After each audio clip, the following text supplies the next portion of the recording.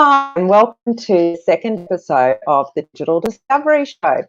I'm Liz Ward. I'm the CEO and co-founder of the businesses that are bringing this Discovery Show to you every week. So it's a new initiative by both Tourism Tribe and also Navi Digital, navi.com.au. And, we're all about helping small business to adapt to digital and to find smart ways of using it. The last thing we are is advocates for digital technology for the sake of it, but what we love doing is seeing small business operators be able to improve their businesses, improve their bottom lines by using smart tools. And so we feel it's really important to keep finding the opportunities to share new things with you, real stories with you about people who are experimenting and finding successes by improving their businesses in these ways, and just keep, staying in touch with you and keeping up to date. So we thought we'd start this program and just keep rolling it through to provide you with those opportunities. So it's been a great week. It's crazy. I can't believe it's Friday already. Our team has been running hot, and there's always something changing in technology. I think you'll agree with that. It's one of those spaces that never stops rolling out new things, and so you never stop learning when it comes to marketing or basically business today, because everything has a digital solution in behind it to a problem, and it's changing so rapidly. And let us know, chat to us what you've noticed, anything new this week, and anything that's driving you mad this week. Something that I'm finding, because Facebook is such a popular topic for discussion with businesses about how they can better use it and how to make the most of Facebook for business, and it's obviously changing all the time. The thing that's driving me mad every time I go into Facebook now is this new interface. Have you noticed that? Give me a chat. Tell me if it's doing your head in as well. Can you find what you're looking for? But everything has moved. So as Facebook does, it tends to roll out changes across different regions to really high-level users, really active users will get it first. But I think just about everybody has got it now. So it's worth spending a little bit of time looking through the menu and seeing where things have shifted to, because you don't want to get caught short in terms of being able to respond to messages in your inbox or respond to reviews. So make sure you stay on top of that. And I received an email this morning from Google My Business as well, talking about online services that they've added that you can pop in there now. So that no doubt is responding to changes coming through from COVID to business and e-commerce.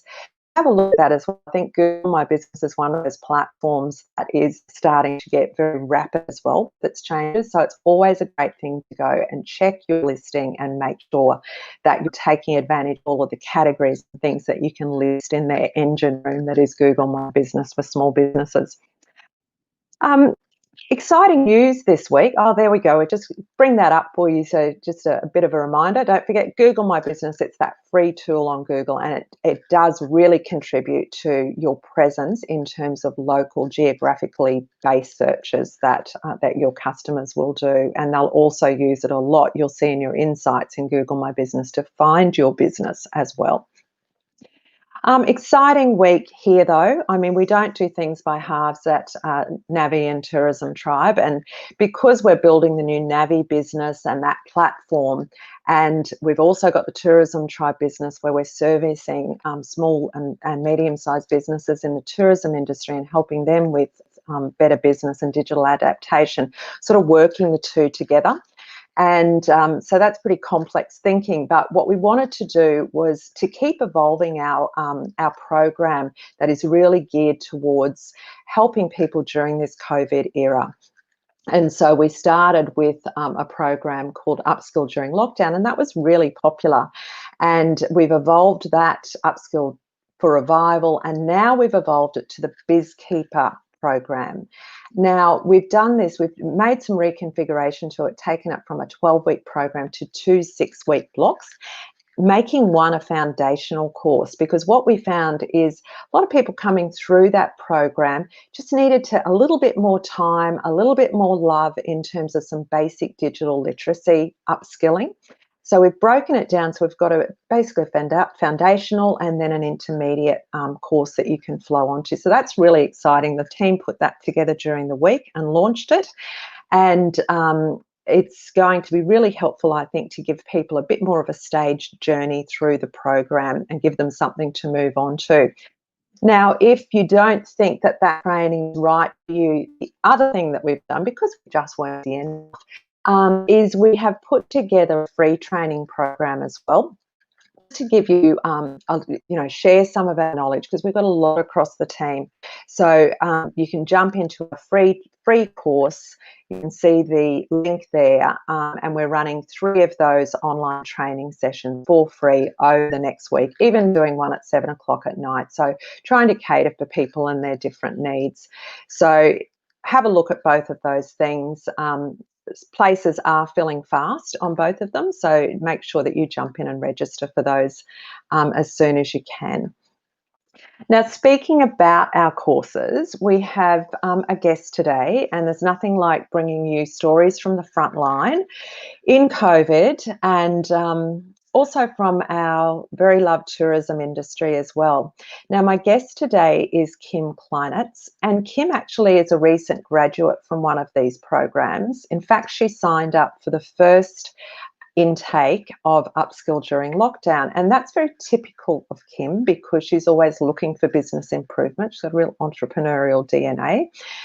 She's modest, so she's probably going to argue with me about that. But what I'd like to do is invite Kim to join us now, and because it's really important that you hear from people and hear what is going on in their businesses, because I think it's really important to see businesses like yours and you can relate to see how they are getting on and what they're doing in their business. But welcome, Kim. Hello. So nice. Hi. We've known each other for a while now, haven't we? We first met when we started Tourism Tribe back in 2015, and in fact, you're one of the first people to ever sign up for Tourism Tribe, and you have been such a fantastic supporter of what we do, and I think you've also been a great digester of what we do as well. You always seem to grab everything. And I'm going to get you to tell us a little bit about your business in a sec. But my little intro, besides what I've told you so far, is that Kim has some beautiful accommodation properties in the lake entrance area of the Gippsland region.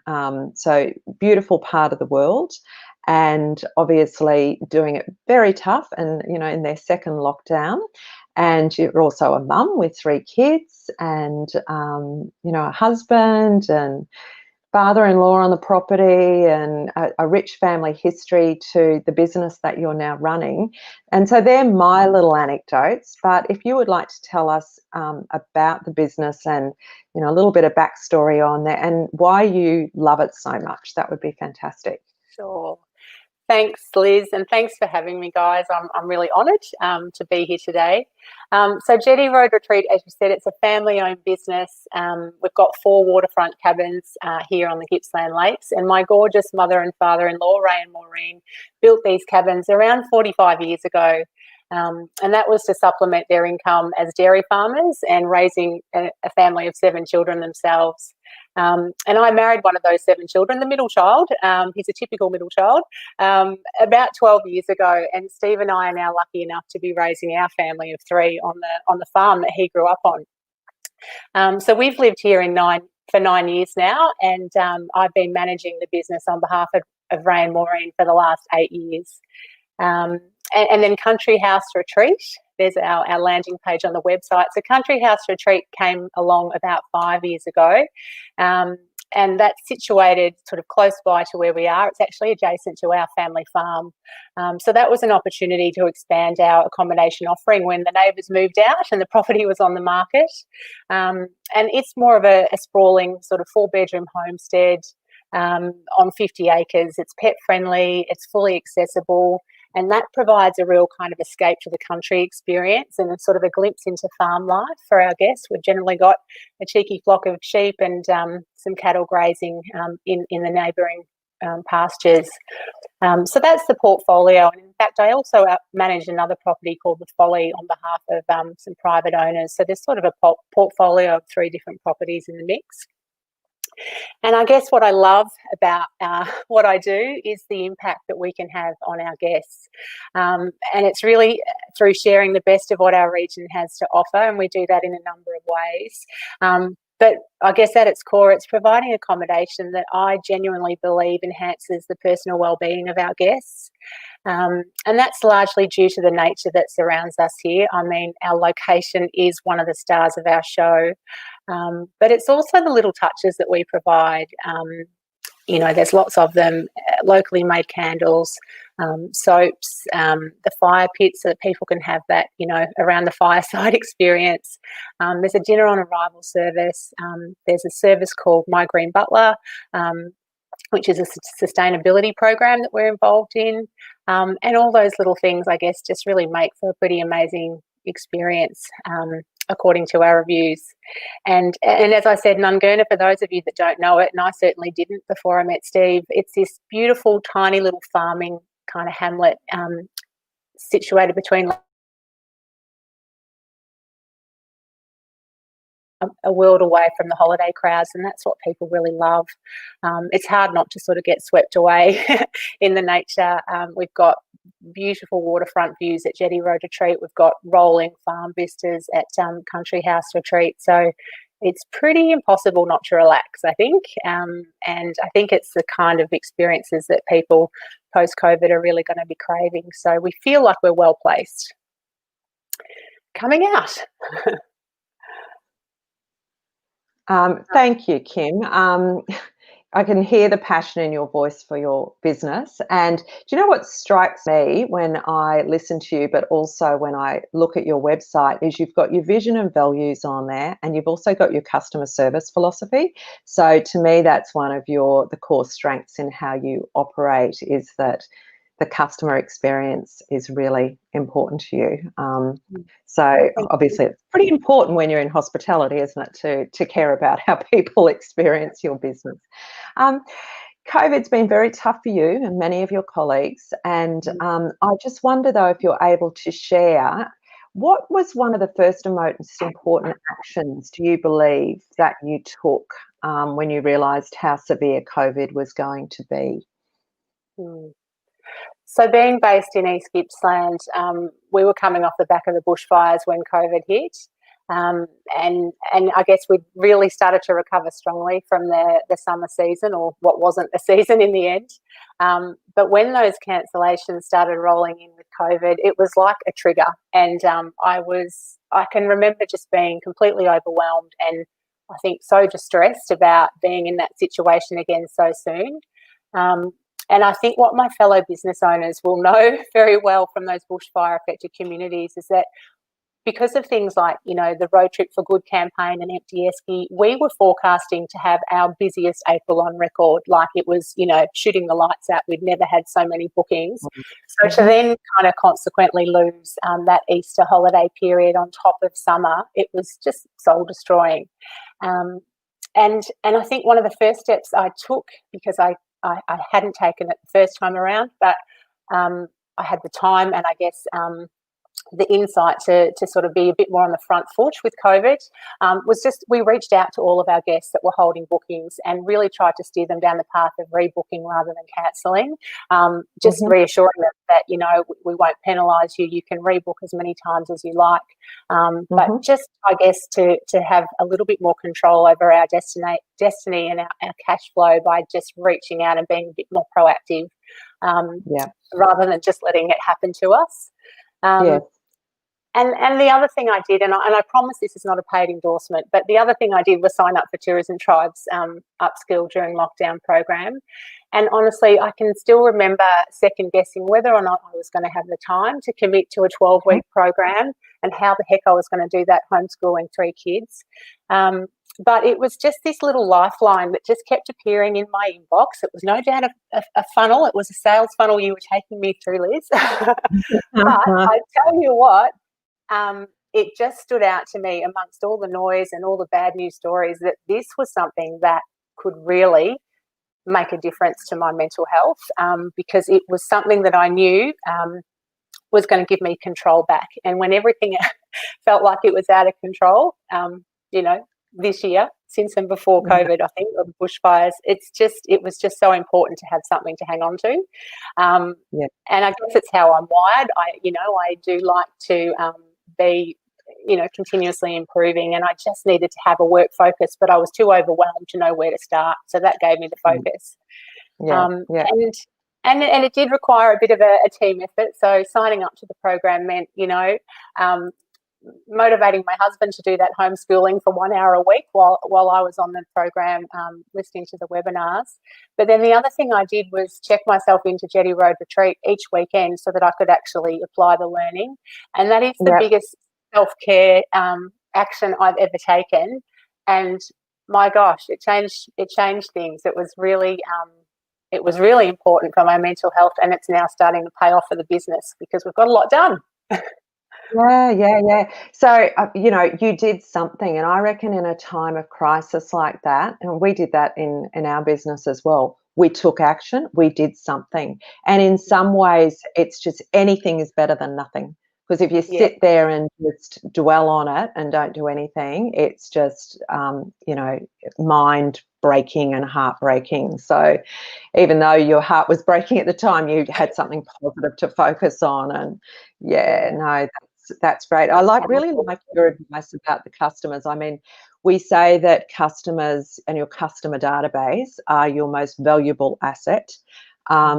And particularly in a time of a crisis, like, activating those relationships. Yes, they were people you had bookings with. Then other businesses and yours would have past customers, recent customers that you could reach out to, and give them VIP treatment as well in terms of comms and offers that you have as well. So that's another sort of proactive sales approach that we always recommend. With the putting yourself, like, that was just brilliant, wasn't it, that you thought to do that? And I suppose that was out of necessity, that you thought, I'm never going to get this homework done or work on what I'm learning in the program unless I lock myself away. But that was a really very good move, wasn't it, to use your own property as a place of work where you were isolated and able to focus. So that was very smart on your part. It was a lot about self-preservation and needing to just, I guess, create some space away from my gorgeous kids who I love dearly, but, 24/7 and homeschooling. It wasn't my bag, and it was really tough. So I needed to be able to just take that hat off and put my work cap back on and just dedicate some time. I just was really cognizant that, it's such a rare opportunity for a small business owner to have time to work on their business. And theoretically, that time didn't happen, Monday to Friday, but those weekends were mine. And God, I love my husband, for just having my back and just knowing how important it was. And, there was no hard feelings. I ordered takeout from the various different offerings. I enjoyed our beautiful local wines, and, I had creative thoughts for 48 hours of a week. And then I came home on Sunday to a Sunday roast. It was great. Oh my God, I think I want to send Stephen a bunch of flowers and a bottle of port. Really? That's a man you want to keep, isn't it? That's fantastic. I hope he's watching, Liz, because he probably doesn't feel that directly from me. Oh, no. So tell us about some of those things that you say that there's some things you're starting to feel like you're making progress now with improvements in the business. Tell us about some of that. What are some of those things that you have a good feeling about? So a big part of it was just the improvement to our website. So, I didn't even know what a product page was, I don't think, or I hadn't really thought about it in the level of detail I needed to. So I got a ton out of those first couple of weeks, where we just peeled it back and we looked at, the key things that have to be on your website. And that was pretty easy for me just to write that content. One of the most powerful exercises was the SWOT review of the SWOT analysis of our online reviews. I mean, it sounds counterintuitive, that would be a good thing to do, but it hadn't occurred to me to do it. So when you said to us, go away, go through your reviews, get really familiar with what it is people love about your product, and then weave that through your website. And I think that was the point where I said, I need to stay here. Like, I'd started that exercise at home and I went, gosh, this sounds really great. I need to experience this firsthand. And it was just so powerful. It really was. It was very affirming and just very empowering to read those reviews and remind myself of the impact we have on people. So that was lovely. And so that did get threaded through the website, and, you know, vast improvements to the websites. Live chat was the low-hanging fruit. That was really straightforward to implement. That's been wonderful. Having the testimonials threaded through, which we didn't have, they were sort of hidden on a page. Yeah, no, that's awesome. So just for people listening, and feel free to join the conversation and tell us if you've got these things in place. So what Kim is talking about there, it's an exercise that we do in the BizKeeper program now as well. And we give you a template and take you through a process, whether it's TripAdvisor reviews for you, or you may not be on TripAdvisor. It might be more about Google and Facebook recommendation comments. But taking you through a process of dissecting those review comments to find, and I think you called it this, Kim, the gold nuggets. What are those little hints that people are giving you about what they love? Or maybe there's, you know, you might be in a situation where there are a few comments that are more about, oh, you know, that wasn't fantastic, because we can always improve what we're doing, which then we lead you through putting that into a SWOT, strengths, weaknesses, opportunities, and threats. We give you a template to do that and suggest to you what you can do with that in terms of either thinking about new products that you could create and respond in this COVID environment to something new and really in line with what the market is looking for. So if we know that the COVID market is looking, one, they want to really break free. They really want to get out. So you guys are going to have tremendous pent-up demand after this lockdown in Victoria. They want to break free. They really need to trust. They need to know that you are a really good business person who is looking after their safety, and your business is really hygienic in those practices. And they've also gone mad about online shopping. So we have seen a great intake. For example, what they call the silver tech people, so people over 50, the growth in downloading PayPal and trying online shopping for the first time. So across all industries, not just tourism, people are looking to be able to buy products and services online more so than they ever have before and get really good service in that way. And then you're going to have this local market as well. So, you know, how do you tap into that local market that can travel within 50 kilometres or 100 kilometres? What product or service could you develop that would really appeal to them? And I know you were doing this anyway post the bushfires. I saw it on your socials that going, locals special. We've got something for you for our locals. So that's really good. So stepping back in, we take you through that process to help you define those products, but also to really look at your website and look at your product pages, because I reckon this is a thing that there's Stephen's comment, yes, he deserves a bottle or three. I think we can arrange that.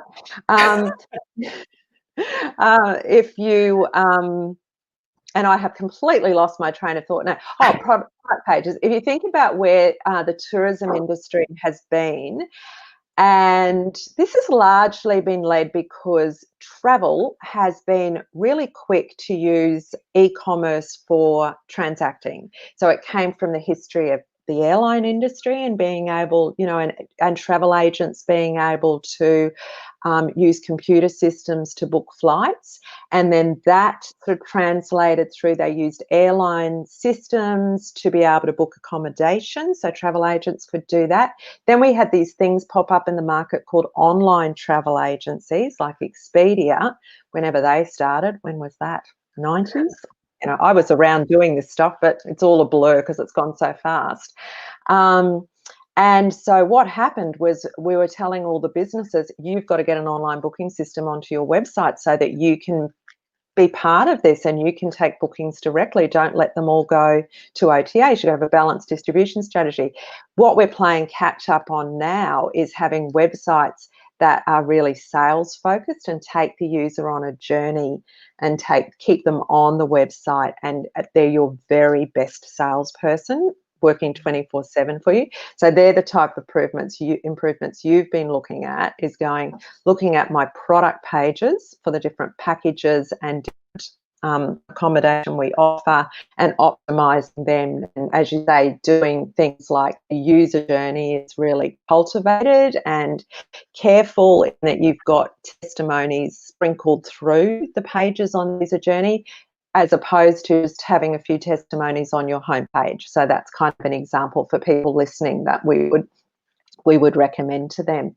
What was the other thing you spoke about in there besides the the customer journey. So we hadn't, it had been on my to-do list for the longest time to automate the emails in our property management system around pre-arrival and post-stay. And I really grabbed onto that point around, you know, just trying to really establish that relationship with the guests before they even arrive. So we're still working on some of our digital marketing assets to be able to provide our guests in that pre-arrival email a hyperlink to a really curated guest book that's going to allow them to get the best out of their region, and it's just a beautiful little Bible for them. But that's also, we'll use a cut down version of that as our lead magnet on the website when we get that up and running. So we're just so excited about those things now that we know what they are and how to implement them. Can already see the difference it's going to make. Oh yeah, for sure. And that's the thing. I'm really excited by businesses like yours that are taking that next step into marketing. So you've got all the foundations bedded down. You've been operating with that. It's been adequate, more than adequate. Now it's time to be really customer focused and really nurturing those potential customers through a process of great content and email marketing automation you'll be able to include in there that they will stay with you or they will opt out of, but the invitation is there, and at least you're taking advantage of every visit to your website as opposed to only those that actually end up converting.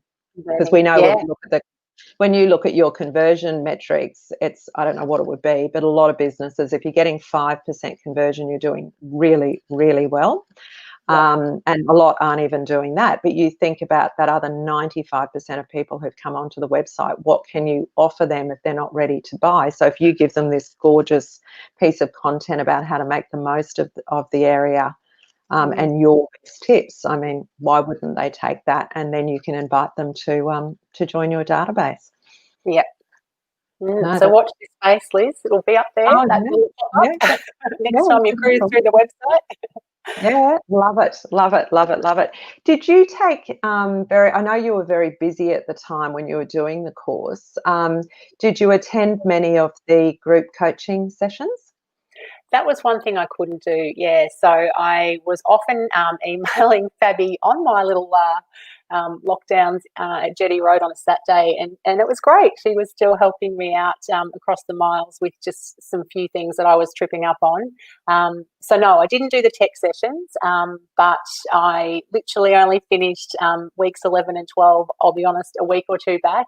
And that's the great thing about it. It's all just sitting on the website, kind of ready to pick up when you've got the time. So it's a journey and we're still on it, but I know where to find the information when I'm ready to implement. So, and I know that, you know, if I get stuck I can call and you'll help me. So that's right.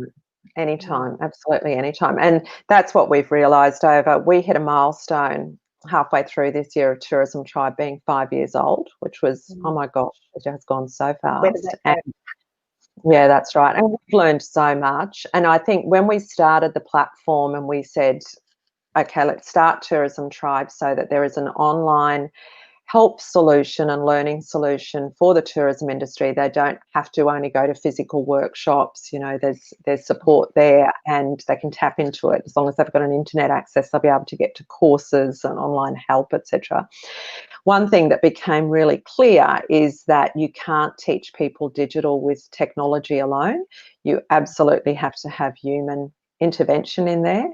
And the research that we have access to because of our Navi project, which is going to be helping small businesses, but not just in tourism, it's all businesses. It vindicates that theory that small business people need trusted advisors They need humans they can turn to say, well, should I really bother doing this? Is it really worthwhile? Show me another business like mine that this has actually worked for, or what benefit they got out of it, or the cost and effort of doing it. So we worked that one out, and hence why we try to be as responsible as we can in terms of if you've got a question that we can jump in and help, and we interweave those group coaching sessions, the tech sessions, in our programs so that people who can attend them come together in a small group and they learn off each other, which is really nice. When we started the programs for COVID, the focus was upskilling and giving people something productive to do during the lockdown. And to motivate them, what we didn't know would be another side benefit was them connecting to each other. So we had some operators in Western Australia talking to people in New South Wales or Tasmania and saying, oh, you should try this, or don't worry, it'll be okay, or, just consoling each other. And that was really amazing. So, we didn't factor that in as a benefit, but it's just about people, isn't it? At the end of the day, it is about people. That's the business we're in. It is. And network is so important, but it's hard at times, and COVID makes it harder. So the fact that we can do that online and know that, we've got each other's backs, it's a sacred space, it's a safe place, it's a really lovely kind of side benefit or byproduct of, being involved in Tourism Tribe. Yeah, thank you. And Panina just said, very true, very true. It is. At the end of the day, we rave on about technology. At the end of the day, it's about people, and it's about making people's lives better. So if you can improve your website in the ways that you have spoken about, that makes your customer's life better. It makes your life better. When you bring live chat onto the website, and you've implemented the Facebook Messenger chat widget, haven't you? That's been your solution to it. That definitely makes your customers' lives better. And we have found, I don't know what it's like at the moment, it's probably pretty quiet, your live chat at the moment. But it'll be interesting to circle back to you and find out what the conversion is like on people who live chat to you, because other tourism operators have reported that the conversion of live chat in conversations is quite high because people are already engaged. It just replaces a phone call with you. We're getting a lot of DMs via our socials, Liz, and we're having a really high conversion, especially Insta. So a lot of people are reaching out via DM on Insta, and we've had really great bookings coming through that for the first time. So that's been another outcome of that session, applying that learning and being more consistent in our Insta. Yes, the old consistency is everything, particularly when it comes to marketing and particularly when it comes to social media. But you have been, compared to a lot of small businesses, you have always seen the value of Instagram. You seem to quite enjoy taking photos of the local area, when you're on your walks in the morning, taking photos of down at the jetty and the lakes, etc. And I see that. So you're a great advocate for the area, as we know. So you do seem to enjoy it, and I think that's got a lot to do with it too. Or are you faking it? Do you like it? I'm not faking it, but I do have a little helper helping me. So it's not all me anymore. I had to, I guess, acknowledge it was an important aspect of my business that, again, I don't get out as much as I'd like to. I can't always capture the content as quickly as I'd like to.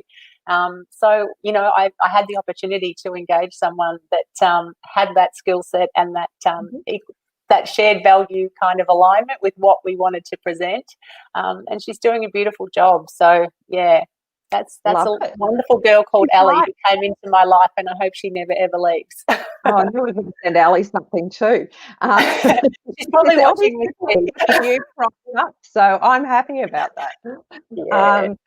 Ellie is doing a great job, I agree, because I thought it was you. So she's actually using the voice that you had.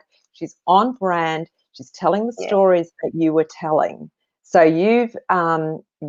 she has translated that really well, and so that's a great case study for people to go. If you haven't got time to do this, or even if you don't have the interest in it, some people are like social media, but it's so important because so many of your target market are using it on a daily basis, and they want interesting, entertaining content from you, and it's just that brand awareness and, you know, keeping them loyal to you. So that's a great case study of going, well, I'm going to get some help with this, but you've done it the right way because it's just like you. Yeah. So well done. That's awesome. Pat her on the back when I'm there. I reckon what's paying off for you now is that you've been doing it for a while, and it's that consistency. So now you can reap some benefits of that hard work in the organic space. So not paid advertising, but the organic posts where people have been following you, they like your content, they like your posts, and you capture their attention. Yeah. That's it seems to be working, which is, really exciting. Very good. Yeah. So just helpful tips for people with those direct messages in Instagram, where do you respond to them? Do you just respond on your phone in Insta, or do you go onto Facebook inbox and do it from there? No, just generally on the phone, so that, when they pop up, they're getting back to people straight away, and it's just quicker and easier, and, you know, it's generally pointing them to the website if they want to know about availability, or, you know, answering questions that are really straightforward for us to respond quickly. Yes. Yeah. No, that's great. Whatever works for you. Hey, that's the main thing. And if they're leads and you can turn them into business, that's really good. Really good. Do you get a sense, do they tend to ask the same questions? Yeah, a lot of them is just around the cancellation policy at the moment. So we've really tried to automate that again and have that kind of set up as an email template. Send. You know, we put a blog on the website. You know, we've got frequently asked questions around COVID. So we've sort of done as much as we can to sort of preempt all of that and automate that. But yeah, it's still, I mean, I get it. You know, I've had to kind of check in with bookings that I've made and just sort of double check, triple check the fine print, make sure. So I don't begrudge anyone, you know, asking or clarifying their understanding of, you know, what's the situation. And you don't want to do your don't. And choosing the channel that they want to use. So, you know, we always say that, don't we, with our customer personas. So you're knowing your target market, developing a few customer personas that typify your ideal guest. So these are the ones who you really want to have there. And then what are the channels they prefer to use? And you can't dictate those terms, can you? So that's one of the, you know, main reasons that, you know, we have to kind of suck it up, you know, princess, and get used to using these channels like Messenger, like Instagram direct message, live chat, etc., to be able to meet their needs. And you're doing so many things that are recommended, Kim. You're a star, an absolute star. Well, you know, I can see the you know, the fruits of my labor, and I think that's that's really rewarding. And you know, it does feel like, you know, when life gives you lemons, you know, it's a time that we won't get again for a long time, hopefully. So it's a good use of our time to be kind of cracking on with these things. And I feel like I've got a bit bolder, and I'm less inclined to, you know, wordsmith things to the nth degree or overthink it. You know, I'm letting go of my perfectionist ways and just having a bash. I haven't crashed the website. I haven't unwittingly spent thousands of dollars on a social campaign. So I feel like it's going well. You know, you don't have to be an expert, but if you've got enough of a knowledge, you can just kind of push on with things and you know, see what flies, see what doesn't, learn from your mistakes if you have to. But, you know, so far so good. No, that's brilliant. Having control of your website, being the person driving the bus and being able to make changes yourself, that's another clue to better business for small business, because if you're at the mercy of a web developer for most changes that you want to make, it just holds you back, and it's expensive, and it shouldn't be that way in 2020. So, you know, you should be able to manage this yourself, or have somebody, you know, in-house that can do a few things. Thank you, Matt. So yeah, we're crossing over. It's great, actually. We're getting to share quite a number of the things that are covered in the program that have been meaningful for you. I want to come back to you a little bit though. So are you still doing your weekend isolation in luxury with takeouts and red wine, or have you stopped that now? Look, I did have one last weekend, and I am planning to go home and get my overnight bag and have another one this weekend, because I just feel like I deserve it, and you know, I'm going to just seize the opportunity while I can. I've got more work to do, and it is just, I think, it is looking after yourself, so that, you know, what is it, that adage of, you know, putting your own mask on before you can help others. So it's what I need to do to keep my sanity, Liz, and, you know, homeschooling is a big part of that. And but it's also just, it's hugely beneficial. You know, I'd recommend to anyone, if you haven't stayed at your own property, if you're an accommodation owner, do it. You know, you'll certainly know whether the bed's comfortable or whether it's cold at night, and all those things that, you know, instinctively you can't know unless you've experienced it firsthand. I have invited my family to join me tomorrow night though, so I will let them come. Not before 4, I've got a lot to do, but it'll be a bit of a sleepover, and we'll have a bit of fun. And if the weather holds out, we're going fishing on Sunday, so the forecast looks good, and we're allowed to fish. There's a lot of things we're not allowed to do, but we are allowed to fish, so we'll put the boat in and see what we can do. You're collecting food. It's a form of going to the supermarket. It's a form of recreational exercise or something, I don't know, but it's allowed anyway. Effort, that's it. Are there any little habits you have on a daily basis that keep you going from Monday or Sunday night to Friday afternoon? Anything you could share with people? Look, I suppose, you did ask me about, you know, any you know, wisdom I can share.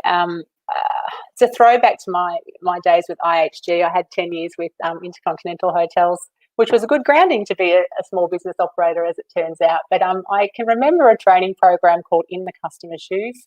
And, you know, the mantra was all around, don't let what you can't do interfere with what you can do. And it was a really great program. We used to give everyone a little key ring at the end of it when they graduated. And look, I've lost the key ring a long time ago, but I really held on to that as a bit of a personal ethos. So that don't let what you can't do interfere with what you can do. That was why I signed up for the program. That's kind of what I've tried to remember. And I feel like, you know, when there's so much outside of our control at the moment with COVID, it's just a really nice way to think about the world and remember that, you know, it doesn't all have to happen to us. We can, you know, influence the outcome. So that's a little tidbit. You know, I try to sort of exercise every morning. I'm a bit religious with my 15-minute workout on my 7 app. But, you know, I'm lucky. I've got 200 acres of farm pastures to walk through if I need a bit of a breather.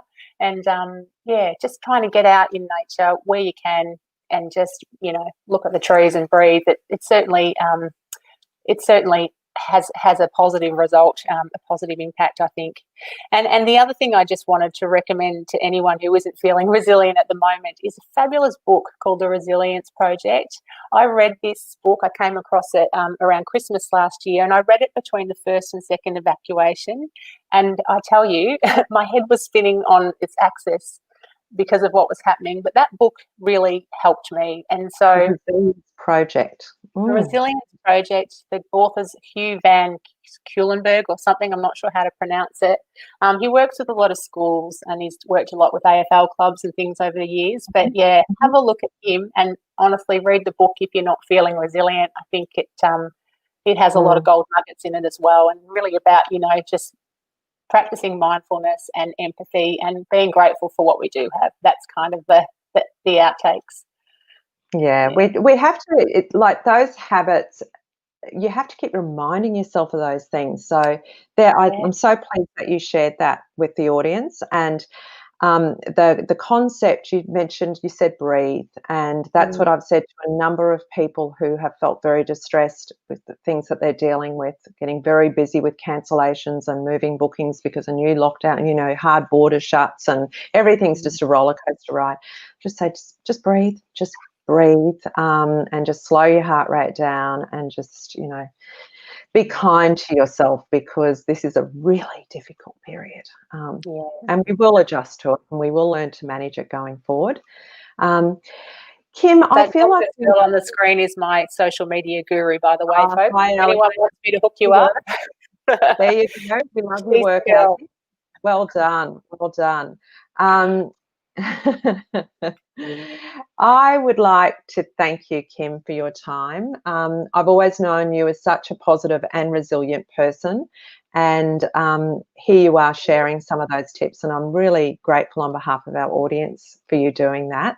And thank you for being a loyal Tourism Tribe member as well. Like, we have loved having you on board the whole time and being on this journey with you. My gosh, I need to come and stay with you when you've got space. That's going to happen. My daughter and a couple of our team members are based in Melbourne, and one day I'll be allowed to go down there again. So that will be amazing. I look forward to that. Yeah. In closing out, I suppose it's just to remind people, jump on to the free courses that are coming up, and we'll touch on these things again, but it'll be a free online training course. You'll have Fabian, my co-founding business partner, who's just digitally off the scale and so clever. You'll have Despina, our chief navigator and general manager, very well known in Victoria. And so she'll be there as well. And then I'll be doing some sessions. So that's going to be great. And then we've got the BizKeeper foundational course as well, that's starting on the 9th of September, when that intake begins, BizKeeper 101. So if that's for you, grab a spot, because they are filling up. But there's always self-paced options as well that we can offer there too. But we'd love to see you in the live version, because that's where we really get this kind of dynamic exchange happening as well. So it's Happy Friday time. Hope everyone has a brilliant afternoon, an awesome weekend, and you have a great weekend with your family sleepover and catching up on your work on your website. Thanks, Liz. Thanks so much, everyone. Thank you. Thanks.